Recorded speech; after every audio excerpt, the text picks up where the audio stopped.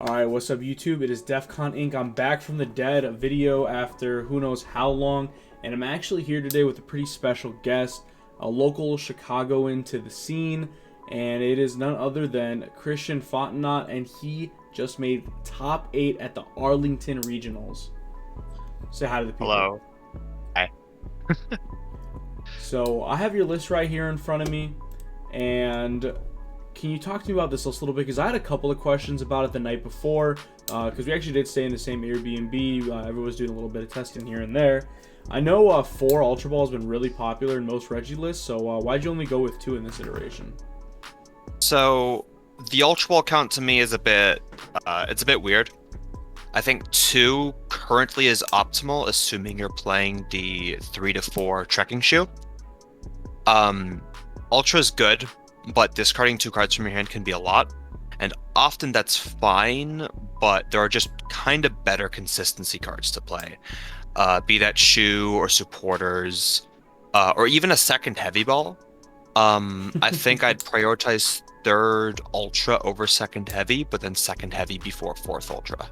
Okay, so that would be like your 61st/62nd card for the weekend. Um, yeah, maybe, probably. Maybe the second steal, but we'll probably get to that. How did the stadium count feel as well? Because definitely an interesting stadium line. You have 2 Path to the Peak, a Pokestop, and a Stormy Mountain. Did you ever feel like I kind of wanted more of one or the other?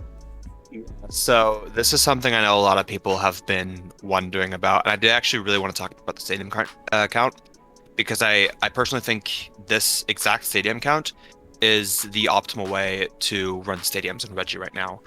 And it's kind of just because inherently you want to be an aggressive deck. I don't like playing 4/3 path in Reggies, especially like a high Marnie count. Obviously, path Marnie is a really good combo, but yeah. But why do that when you can just like outspeed your opponent, outpace your opponent?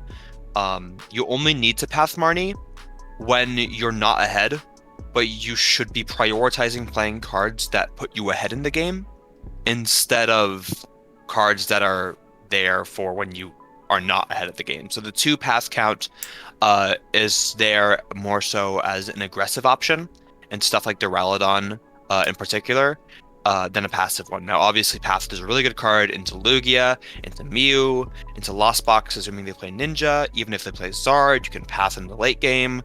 So Path is a great card, and you should be playing a minimum of 2. But the 1/1 split on the more consistency-based stadiums is because you want to be able to bump your own stadiums to more aggressively draw cards with Regidrago, with Serena. So you have the option of, say, using a Pokestop for turn and then bumping it with a Stormy Mountain to search at a Pokemon, or vice versa, or using one of the 2 stadiums and then pathing. It gives you more options. And and the reason we're not playing more other consistency cards like Draw Supporter, like Ultra Ball, instead of these stadiums is because I feel like you have to be playing a minimum of 4 stadiums. It doesn't matter what stadiums, just 4 stadiums, to be able to consistently bump cards like Lost City and Collapse Stadium, right? Because those both like destroy your deck. Incredibly popular this weekend. I know that every Mew deck is going to be playing a minimum of 2. We even saw some Lugia variants playing, iterations of Lost City and Collapse Stadium. So yeah, hoping those are huge. I know that Reggie was getting a lot of hype going to this new set because of the addition of Serena. And I know a lot of Reggie decks weren't even playing Boss at all when it was the only Gust option available. So how much better does this deck feel with the Serena in multiple copies as opposed to Boss, where obviously Serena's getting you this 2-for-1 when Boss kind of feels a little clunky in this deck sometimes, just because this deck, you need to piece the puzzles together in order to, get your game plan going. So Serena for Reggie is like Thanos finding the last Infinity Stone. It turned this deck from a bit of like an inconsistent deck that could pop off and ruin your event, kind of like Greninja or certain iterations of Malamar and stuff like that. It turned it into an actual like really consistent deck. Like, I know we all meme about the Reggie brick. That's a thing of the past. Like, I didn't Reggie break at all this weekend because I get to play 9 draw supporters. I get to play 7 ball searches. I get to play 4 trekking shoes. I get to play capture energies. I get to play Pokestop. I get to play Stormy Mountain. I just get to go through my deck so fast, and it's because I get to play a draw supporter and a gust in the same count. Now, obviously, you could play like 9, 10 draw supporters before Serena came out, but Serena is just such an inherently good card for the deck because it has so much synergy with what you want to be doing. Drawing until you have 5 can be really, really solid because you can have, say you have Drago in the active, you Drago to 4, you discard whatever, you say you have an Ultra Ball and a Quick Ball and some energies in your hand, you Ultra Ball, you Quick Ball an energy, find something, you have whatever card in an Ultra Ball in your hand, and sorry, this Serena, I'm getting off track. No, it's fine. But pretty much, so you did that in opposite order. That's my bad. Because you need the extra card. But pretty much, Serena discarding cards makes it objectively the second best supporter for Reggies. Versus stuff like Marnie that you of course you need to be playing Marnie. But like Bruno and Cynthia were both played in the past, right? And those were both fine, but they weren't discarding cards. Yeah, and that's what makes you there research as much as research yeah. and Serena would be. Exactly. I know there's a couple of little things too. Like, were there any supporters that you would consider outside of these 3? I know you talked about Cynthia's, you talked about the Bruno. Is there any other stadiums or supporters that you were considering for this event while we're on the topic of those 2 cards? Maybe a boss. Like a boss could be good because it gives you a better matchup into Lugia that plays both Manaphy Dunsparce. But even then, you have to hit it at like the perfect time. And if you don't hit it at that time, it just clunks up your hand and you end up discarding it. So I'm not sold on boss. I mean, it's a good card, but it's not like. Not in this deck like particularly. Another thing instead I of like had the a question yellow on too right? was, and I think this tilted a lot of people. Not as much as the next thing that we're gonna go over, but the 3 scoop up net was definitely something that I was looking at when I had originally saw your build, because in the past that I've tried to play Reggies, I think the only tournament I've ever bought that's like a real tournament is like a 1K, and I hit like Duraludon the like rounds 1 and 4, so it was just like a whatever tournament. But I noticed that like when I played Reggie, I always wanted like more scoop up nets, and like I ended up playing like an escape rope on top of the 4 net. Did you ever feel like you needed the 4th net, or was that a card that you were okay going without because maybe you had like that extra choice belt, or what was the cut for that scoop up net? Yeah, so the 4 versus 3 net is kind of an interesting debate for Reggie. 4 net is good, but you don't really want to be having a bunch of nets. It's kind of, so this is kind of the same thing with the ordinary rod, which we might be getting to, where 4 is only good when you are discarding them early and you need to have more for the mid game. But you can play free because free minimizes your chances of finding them early. So scoop up net is good early game, but say your hand is, I don't know, 2 scoop up nets, an energy, and a research, and you have maybe like free Reggies in play, and your active is a Drago, right? You don't want to be having 2 scoop up nets there because you're wasting your scoop up nets. By playing free nets, it hurts more when you have to discard them, but you minimize the chance of discarding them in the first place. So that's why I would personally never play the 4th net over the air balloon, right? Because air balloon is a card you can just put in play, and then it's there for the rest of the game. Most likely. And most likely, yeah. And you play so many energies that is basically a free pivot every turn. So if you want to just spam a certain Reggie into a certain matchup, you can do that without having to find a net. Escape Rope is also a really good card. I'd probably also play Escape Rope over 4th net, but I would probably play 4th net over 2nd Rope, but that's way too many switching cards anyway. But I don't think I'd ever play Rope over Air Balloon either. Air Balloon is just way too good of a card in this deck not to play. So yeah, that's kind of yeah. I know the Rare Candy TCG guys were kind of the ones that brought the air balloon kind of back into the Reggie list, and I think that was from the Salt Lake event. I'm also a fan of the 3 Ordinary Rod. I know in any games that I had played Reggie, I felt like I would open like 2 Ordinary Rod and a Research, and I'd be like, okay, well, I guess I'm just never getting to use this card this game. Right. Oh, whoops. Okay, let's go back. So I guess the only other things are, like, obviously 3 Belts pretty good. It helps you not have to be able to find it as much. And then the Yell Horn. How was the Yell Horn throughout the event? I know, people were playing it for Flying Pikachu and like Ice Q in the past. How did that help out this event? Did it come up in like multiple matchups?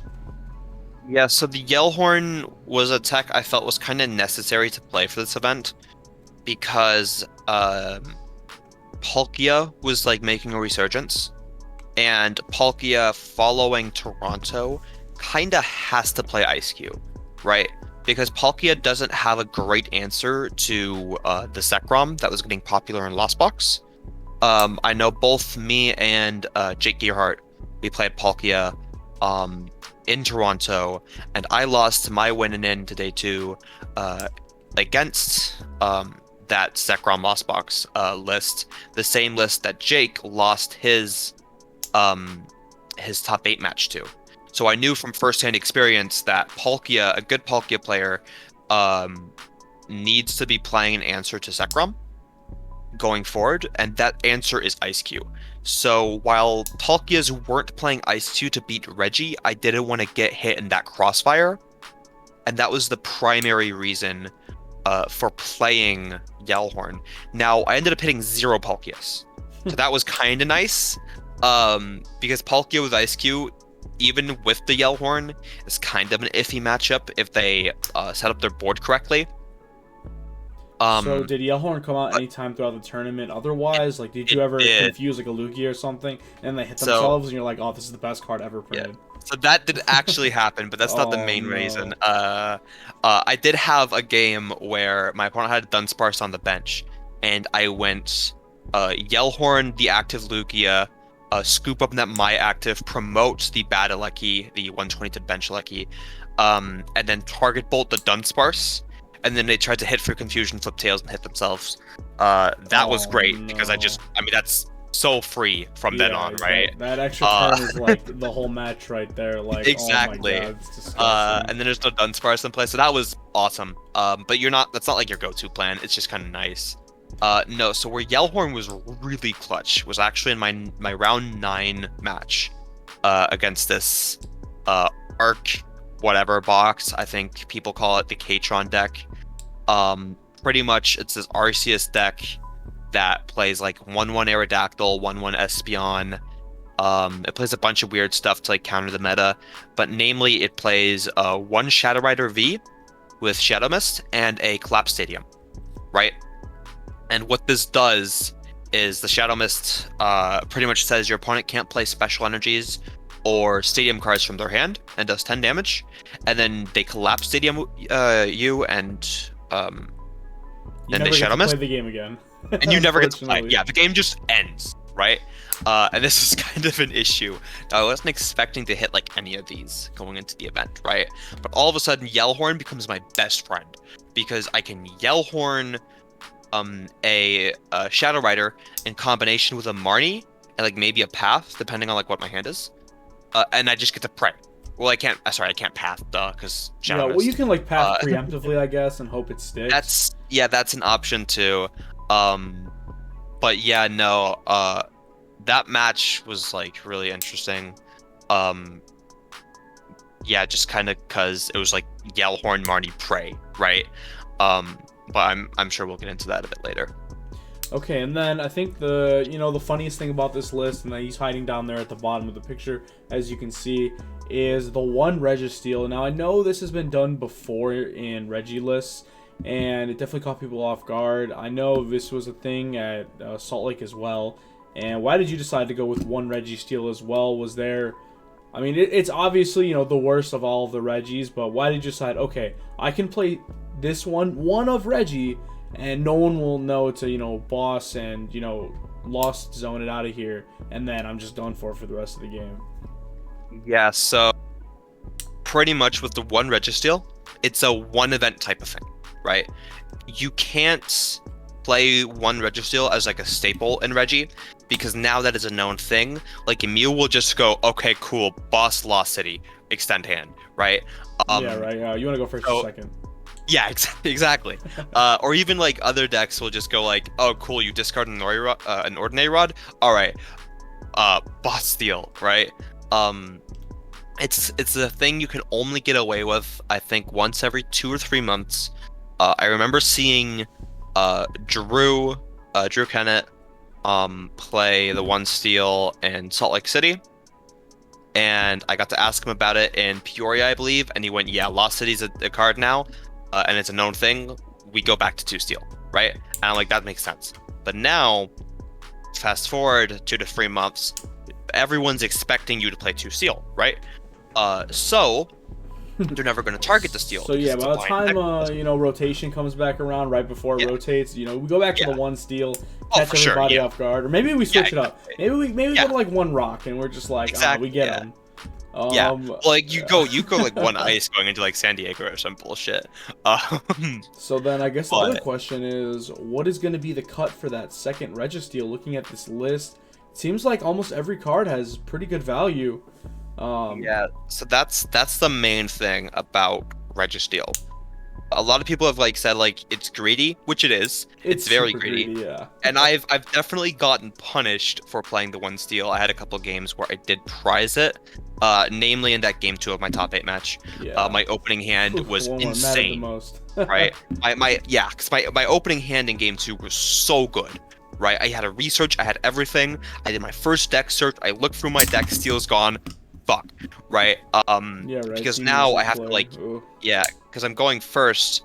And I have to now ultra ball my research, because I know that if I don't find this heavy ball off of the Dragon Sword, I lose the game. But like, had I had the registeel, I could have held research, I could have done a bunch of other stuff. And then even under the item lock, I would have had a much better setup in game 2. But that's kind of chances are you end up winning that game from how ridiculous your hand is, and then that third game where everything was kind of a little wonky, maybe it doesn't happen, goes a different way, but maybe you don't even ever get to game 3. So I think at the same time, getting to play one steal is effectively getting to play 61 cards, right? Because unless you prize the steal, you are never getting punished for it, ever. Right? No one's going to target your steal. No one's going to make that call. You're effectively getting to play 61 cards. And that 61st card is always a consistency card, which means I am more consistent than every other Regi in the field. Right? And that is you're the only one in top 8. Exactly. It just makes the deck infinitely better to play that extra consistency card. Or even an extra tech, right? Be it the Yellow Horn, be it the Air Balloon, whatever. Makes such a huge difference. And normally if you prize a steal and you can't find heavy in time, you're playing best of 3. Like, who cares? Just scoop up, go to game 3, win game 3, call it a day, right? That happened a couple times. Oh darn, I prize all my Regi steal. Ha ha ha. Yeah, specific, like every time I said, oh yeah, I prized all my Regi steal, made sure to not add that S at the bottom. Like, not both my Regi steal, all my registeel. Don't ask further questions. Yeah, right. What are you, a cop or something? Come on, man. Well, you can't lie to your opponent. So I was like, don't read too much into But I did have a couple rounds where it's like round 1 or game 1, shit on them because Regi's OP. Game 2, oh, prize steal, scoop up. Game 3, shit on them because Regi's OP. Right?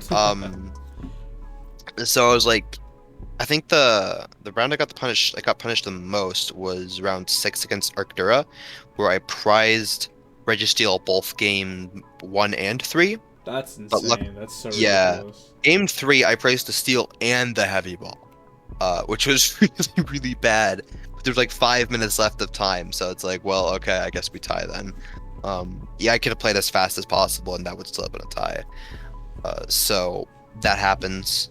I kind of lucked out on when it happened, because even if I had it, we'd probably have tied. But it is Yeah, what it Dura's is. just one of those like iffy matchups that Yeah, a lot of your game plan has to go right, and a lot of their game plan has to kind of go wrong. But yeah. do you have any closing things to say about Reggie? If you could sum up this deck in like 2 to 3 sentences, how are you going to do it? How would you sell someone to play Reggie? This was Reggie's event in this format, right? No one was respecting it, and it shows because none of the Lugias I hit this weekend played both Manaphy and Dunsparce, and this specific 60 was the perfect Reggie 60 to bring to this event. I wholeheartedly believe that. And I'm sure we'll get into the matchups. And it shows because 2 of my 3 losses were to fucking Vikavolt. And Yeah, shout out and to actually another Chicagoan, yeah. Tyler Matthews, who ended up getting 10th at this Mhm. event as well. I know Tyler was working behind the scenes on this Vikavolt list. I know he gave it to the person that got second of this regional. I can't recall his name at the moment. He had given it to like that testing group. He had given it to a couple of us local Chicagoans. I know Mo Ideas played it, who is a really solid player in the Chicagoland area. He gave it to my buddy Gage. And I know a couple of other people probably played it from Chicagoland area. And I actually had it sleeved up. I was considering it, but maybe I should have because I got scrubbed out with Lugia. But that's for another day. Let's get into these matchups. So let's see. Round 1, you played against Lost Box Zard. Free matchup, right? Yeah, pretty much. All right, Yeah, cool. Next round. Zard Intel even freer, right? Yeah.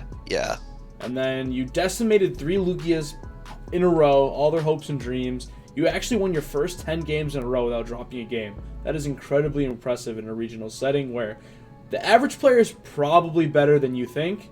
So that's an incredible feat by itself. Let's see, round 6, that Dura that you were talking about earlier. Is there any way you think you could improve the Dura matchup, or you think it's more of a just see what happens kind of matchup? Yeah, so Arc Dura and like maybe Lugia with both Manaphy Dunsparce is the only matchups where you can justify 4-path being good, in my opinion. Right? Into Arc Dura, Path is like the most important card in your deck. But even with just 2-path, you still have the Battle Key to get it back. You still have Yellhorn to potentially buy yourself a turn. If they whiff their big Parasol, you can ice. You can Reggie Ice. You're always going to get a free knockout on the Arceus with the Reggie Rock, right? So it's more so about getting through those 2 Duraludon VMAXs. But if the Reggie player draws optimally, it's no matter what your path count is, assuming you're playing at least 2, the matchup's free, right? It's just about drawing hard. Maybe you could fit like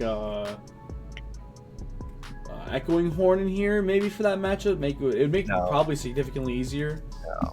I mean, if you really want to beat Dura that bad, sure, but it's not worth it. Maybe you go to your league every week and you're like the one dude playing Reggie, and there's like 7 Arcdura demons that just show up to locals. If you're going into locals with Reggie and you know half of your locals is playing Arcdura, you either play 4-path or you don't play Reggie. Yeah, you just leave up a different deck at that point. Go buy a new theme deck or something. Yeah, exactly. Yeah, I mean, I chose not to respect Dura into this tournament, which paid off. I knew a couple people would bring it, but not enough for me to be that worried about it. And I knew that even if I hit it, I had like a solid win condition.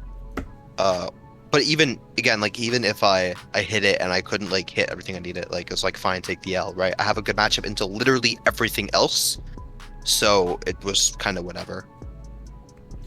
All right, let's see. Round 7, you ran it back against a Lugia player. You won, lost, win.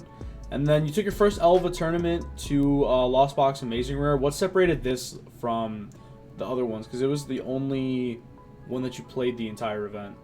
Yeah, so this game, this was actually against Michael Pramawat. Phenomenal player, I believe 7-time regional champion or some shit. Ridiculous accolades. Yeah, super nice guy as well. We had a lot of fun during our games. And pretty much they play, or that group, I don't know how many people played it, but there was the Sableye, of course, and Amazing Rare Raikou. And the Raikou is where the issue lies. Because what they'll do is they'll Sableye your entire board, put 1 to 2 damage counters on literally everything, and then it'll spam Raikou for the rest of the game, right? And that is a big That is problem. very tough. Yeah, you can Yeah, never really win the prize rate at that race. exactly. So you kind of have to start attacking really early, which is kind of hard with Reggie because you want to be giving the first prize card into most matchups.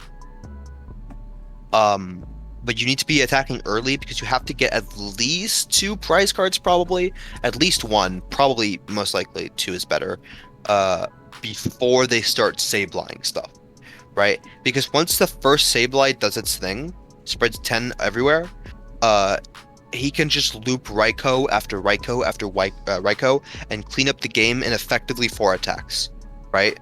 And that's really, really, really hard to deal with. So in game 1, I'm not entirely sure how, like, what he's playing, what's in here. I lose that.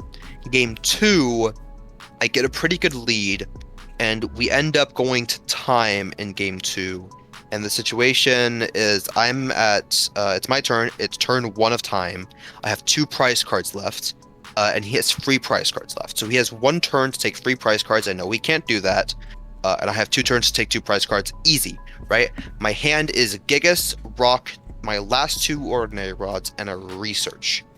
And I have a bit of damage on a couple Reggies on my bench, and 110 on an active Gigas because he whiffed a Mirage Gate, I believe, and hit it with Cramorant, right? So I'm looking at my hand, and at this point, I'm really, really fatigued. I'm tired. You, of course, know the Airbnb was up like super late. I think you guys went to bed at like 2. Yeah, I don't know Yeah. how we only slept for a couple hours before the night, Yeah. but like sometimes you get those jitters before regionals. You want to Yeah, test your list exactly. out, make sure you're like, okay, I'm sure about these Mhm. 58, maybe able to get a couple. Plus, Yeah. we got a super nice house. I did get to take a couple pictures, so Yeah. maybe I'll throw them up in the video as we go. But yeah, Oh, we for had sure, like yeah. so many people in our Airbnb, but Yeah, it we were like wasn't 9 even, people, right? Yeah, it was 9 people, but it's not like Yeah. it was crowded. Like everybody had their own room. Yeah. And yeah, it was a very nice event. Definitely sure, would yeah. recommend going to Arlington again. Yeah. I was actually really impressed with the venue. But aside from that, let's get back on topic. Yeah, So of course. yeah, so you pretty took much- a L to Pramwa, unfortunately. So let me guess, you researched away these ordinary rods, and then Research the way the Ordinary Rods, because I'm now like very I wouldn't say sleep deprived, but I'm getting pretty fatigued, right? It's been a long day of Pokemon. It's around 8. I didn't get as much sleep as I wanted to. I'm not at my best, right? I tunnel vision on hitting the last Ordinary Rod in my deck. I know if I play both rods and research, I still have cards in my deck. So I play both rods, I get back the Reggies in my discard pile, I research, I find the net, I net the Gigas, I attack with a fresh Regidrago, bench the Gigas, attach to it, hit it, and my opponent and Michael Premont, he goes, cool, I win the game now, because he goes power up Raikou, Stig's Dragoon, snipe active, and then knockout active, knockout a benched rock, right? Because before I play the rods, I have rock in hand, rock on bench. I'm out of ordinary rods. Now my last rock is in the discard. He's knocked out my only Pokemon with energy on it, and my last of a specific Reggie, and I have no energy recovery. And I go, okay, cool. I just threw. You got it, right? Whereas if I just held the hand, smacked with the Gigas, it'd been no issue. So that's on me. Yeah, you could have forced the tie there. Yeah, I could have tied up the game, called it a day, which would have gotten, which could have been really, really bad if I had lost my round 9. But I guess we'll get to that now. Yeah, and then the arc box. So I'm assuming the game 1 is when it hit you with the lock, and then you're able to kind of run it back to the next 2 games. Yeah, so this one's really, really interesting, because game 1, I don't really know what I'm going up against until he benches the Shadow Rider, and I go, shit, this is an auto loss, right? You were just hoping it was just Arceus Shadow Rider. You're like, oh, please show me a bunch of psychic energy, please. Yeah, because I'm sitting there and I'm like, shit, I just bombed a 5-0 start to 6-2-1. I'm gonna have to go undefeated in day 2. This sucks. He gets the first Shadow Mist collapsed off, right? Because he just star power, Star Breath for it.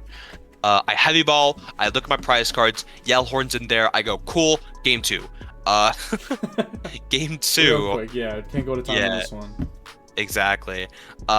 Game 2, he prizes the Collapse Stadium, and I just roll over him, right? Because without Collapsed, the matchup is just absolutely free. Nothing on his board is remotely threatening. I one-shot pretty much everything besides an Aerodactyl. But even the Aerodactyl V, he attached an air balloon to it pretty much every game. And I went, cool, I'll smack your ass with Registeel. You can't, like, that's a free one-shot. So game 2 just went completely my way. There's no collapse, there's no nothing. But game 3, he gets the lock. And again, my head, I'm like, okay, we're tying this, right? Because 6-1-2, while not what I wanted, is still day 2 and it's still going into the next match point. And I'm pretty much sitting there and he's shadow missing me every turn, and I'm drawing and I'm passing, right? And then once my Reggie, whatever Reggie I have in the active, has 10 HP left, I scoop up net it and I promote a fresh Reggie, and we go back to what we're doing until I have 0 cards left in deck. And I look through my hand, and I kind of like formulate a strategy, right? So what I do is I then Yellhorn and Marnie, and I pray, right? And he Marnies me or I Marnie myself into just about nothing, right? There's like 3 Reggies and a quick ball, which is terrible. It's terrible. And on his turn, he's like now desperately trying to find a way to retreat this Shadow Rider, right? Because he knows that because I didn't have time to charge up on the Battle Lucky, charge any energies on it before he locked me. So he knows if he bumped Stadium here, or not bump Stadium, sorry, if he gets the lock back up, he wins the game, right? And I believe he attaches a capture energy to his Shadow Rider. And then he tries to draw a bunch of cards. He Marnies me into the absolute nuts. It's like Research, Path, Aurora, Capture, or some shit. It's like the best Marnie I could have possibly asked for. You couldn't have asked for a better set. Yeah, better for and then he proceeds to, before he Marnied, which I don't know if this is before or after he Marnied, but I think this was a misplay either way. He retreated the Shadow Rider, right? Or no, wait, what did he do? I know he retreated the Shadow Rider at some point. So did the Shadow Rider have more energy that was attached to it throughout the game, or did it just have like one capture or one cycle? I can't remember if the capture was attached. I guess the capture wasn't attached that turn, or it wouldn't have made any sense as a play. So let's just assume it wasn't. He retreated the Shadow Rider. I'm assuming he was looking for a Psychic Energy switch. He didn't find it, and he passes the turn. And I go, sick, draw for turn, slam Path to the peak down, and I'm like, I've won the game, right? It takes me a bit to realize this, because for whatever reason in my head, like I'm still like kind of sleep deprived, I'm still kind of tired. I think he's playing multiple Collapse Stadiums, but I obviously know from game 2 that unless he prized both of them, he's not. So it takes me a bit to figure out, but at this point the matchup is so free without Collapse that I just roll over him. Yeah, you just dog walk him at that point. There's nothing that, like, I'm sure like he's not playing Dunsparce Manaphy, Sharon's care. No, like he's not playing AI or something like that. I mean the entire 60, yeah, the entire 60 without Collapse Stadium in play, completely folds over to Reggie. So that was nice. That was a good way to end the day for sure. All right, and then let's move on to your day 2. So day 1, what did you end up finishing? 7-1-1. All right, 7-1-1 is a fantastic way to end day 1. Going into day 2, you're looking for what, 4 wins then? So, you know, pretty doable. So let's see, round 1 of day 2, you actually play the first mirror of your tournament run, and it's followed by another mirror. So they both went loss, win, loss. So was this one kind of more like a die roll thing where you won the die roll, so you're able to kind of establish a board first and knock through your opponent? Or walk me how you approach the Reggie mirror. Yeah, so the Reggie mirror is so my first Reggie mirror of the day was actually against Rahul, and we talked about this a lot. Like that the Reggie tournament mirror, or during no like during the match, right? We had a while before the game actually started because there was player meeting. and we just kind of talking about the matchup, and we just agreed, at least by the end of the set, that yeah, it's a complete die roll, right? The matchup is just a die roll, except because my list is hyper aggressive, turbo, whatever you want to call it. I'm playing like 3 more consistency cards than every other Reggie list that placed at this event, right? Because I'm playing the Pokestop, the Stormy Mountain, the 4th Trekking, and so on, right? I'm playing 3 to 4 more consistency cards than any other Reggie list that made day 2, which means statistically I am more likely to get that first attack, which gives a slight edge to this list in the mirror, and I think that's why I won both of them. Okay. Let's see. So then next you go to your second loss of the tournament, which in round 12 to say that is extremely impressive. I can't say that more. Like, this is an incredible run of a tournament. So, the Vikavolt matchup. And this is a deck that obviously you had a little bit of experience, because a couple of guys in the Airbnb were playing this deck the night before, kind of refining the list, going over stuff. And I know that, we had talked about it previously. So what did you think about this matchup? Because in my head, as someone that had not played it at all, I'm like, you know what? Okay, so if you open like pretty well as Reggie, you should be able to get like a pretty substantial lead. Because it's going to take a little bit for Vika to get to you, but if your deck struggles even a little bit, I could see like Vika just kind of running away with the game, because it's, this deck is so reliant on its items. Of course. The Vika matchup is super weird. So Reggie is probably Vika's worst matchup, at least of what was in top 8. But even then, it's weird, right? So pretty much this matchup boils down to whether or not the Reggie player can find a full bench of Reggies plus Aurora, whatever else energy, in discard, right? If the Reggie player can find this in time, the game is won, because you will always, they are forced to Paralyzing Bolt the entire game. If they whiff a turn of Paralyzing Bolt, they immediately lose. So the Vikavolt player has to hit turn 1 or turn 2, depending on whether they go first or second, Paralyzing Bolt, right? That's an absolute must, because if you get Reggie, the Reggie gets the extra turn, it's over, right? And Alex, in both of our sets, never whiffed this. He pretty much always hit. Did you win the die roll for top 8? In top 8, no, I didn't. Alex chose to go second, and that's because it gives. It means my first turn I don't have supporters, and assuming he hits the turn 1 lock, that makes it a lot less likely that I get what I need. Which is really smart. We went over this during our round 12 game as well. But pretty much what happened in like really both our sets is that either A, I couldn't find what I needed and I got Paralyzing Bolted to death.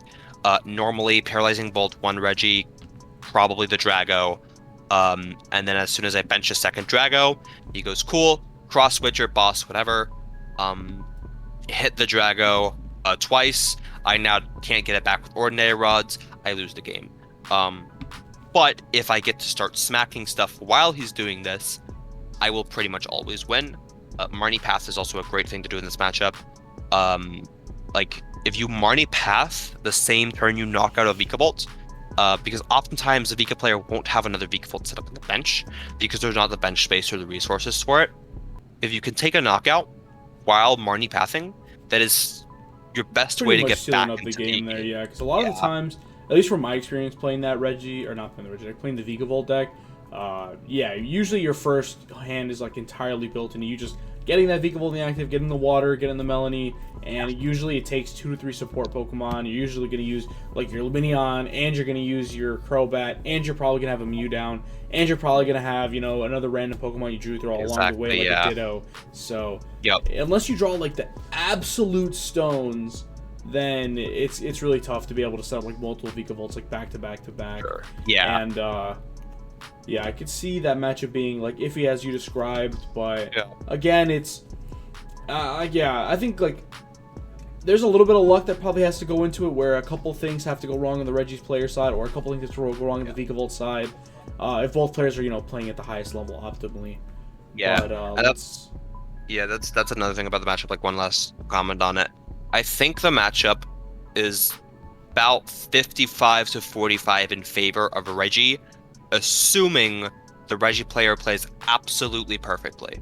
And I know a lot of people like to make Reggie out to be like this no skill deck. It used to be. It's not anymore. Unfortunately, I don't like thinking either.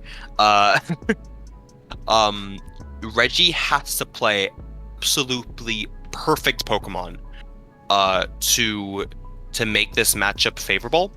And even then, it can be incredibly luck dependent. I think I made maybe 1 or 2 mistakes in my top 8 set, and those mistakes, just completely minor ones as well, that I think most players in my situation would have made, cost me the entire set, right? That's how minute this matchup is, which makes it incredibly fun to play, and also very suspenseful, because the game is like still keeps going, right? Like, all it takes is a single top deck from the Reggie player to completely swing the game, right? Which I believe we saw in game 1 of my top 8 set. I think I top decked the Capture Energy that completely swung the game in my favor. So yeah, the matchup's a lot of fun. How do you think the matchup improves with the second Registeel? No. I mean, unless they target your Registeel, but they're not going to know to do that. Like in blind deck list, obviously now, if you're playing one Registeel, that's way too risky. You should not be playing one Registeel anymore. It's a one event type of thing. I think the only thing you can do to like improve the matchup is maybe increase your Path Marnie count. Maybe. But at that point, I'd honestly argue put more gas in the list, because if you put more gas in the list, you have a higher chance of like having an insane turn 1. Yeah, you want to be able to get to your cards. Yeah. It's more important that you get to your deck strategy than, preventing your opponent from doing it. Especially because now with this iteration of Reggie, it's going to be more of an aggro deck, when Reggie kind of felt a little more mid-rangey before, because you'd kind of like take that turn off, where it did kind of feel like an evolution deck, where you would like take that turn off to, set up. But a lot of times I saw Reggie players just getting in there and, getting that turn 1 attack down. For sure, yeah. Don't be scared to be. You said before is like, a lot of people go, "Oh, Reggie's like a no skill deck," but I think that happens a lot of times with decks that aren't like very flashy. I don't think Reggie's like a flashy deck. As something like, Lugia, where it's like, all right, I'm in a summoning star, I get my special summon my 2 birds, and those birds get all this energy out of the deck. It's like a spectacle, right?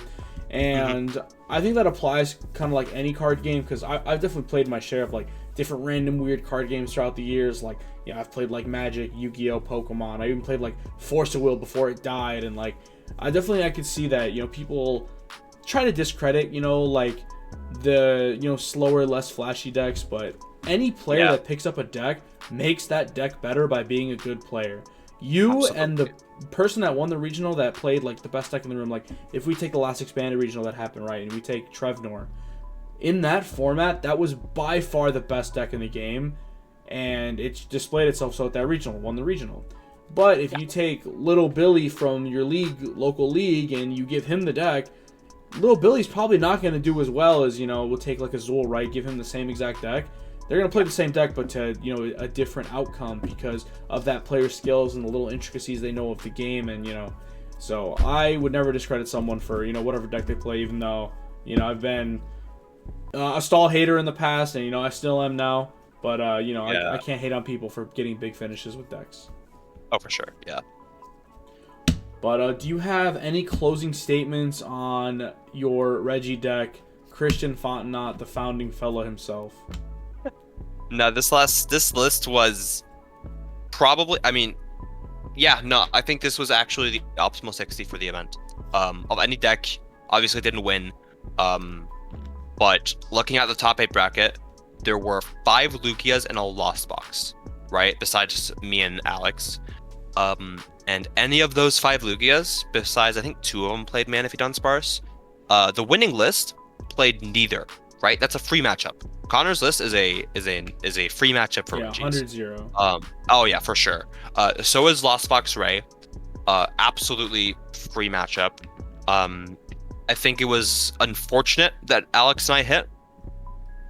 But I think I mean I honestly think that if I had won that series, I would have gone on to win the event without issue. Um, Most likely. yeah, yeah, for sure. And it's not like the best call for an event doesn't always win. Um, but I think this was like the event for Reggie's. I don't think Reggie's dead by any means. But I don't think Reggie will be as good as it was in Arlington, in San Diego, in Orlando, um, and unless something major changes, happens after that going forward, I think this will be like the best event in this format to play Reggie's. I can definitely see the resurgence of some other like weird decks if Reggie becomes popular again.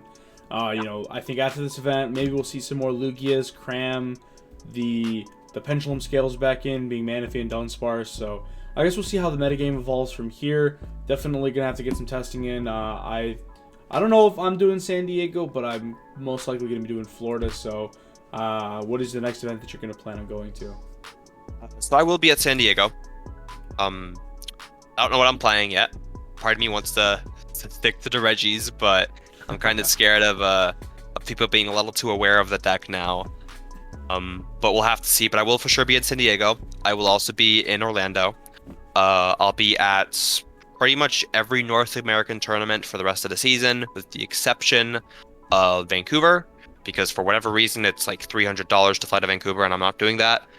$300 on a good day, but yeah, I'll be everywhere, probably playing some silly deck that shouldn't be good, and yeah, I think this was my best event so far, but we keep going, keep getting better. The best event so far, but not the best event you'll ever have.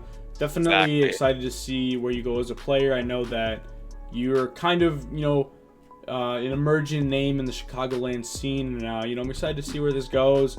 And, I don't want to take credit for his top 8, but I did give him all the reverse Reggies. So the reverse Reggie buff goes crazy. I can't lie to you guys.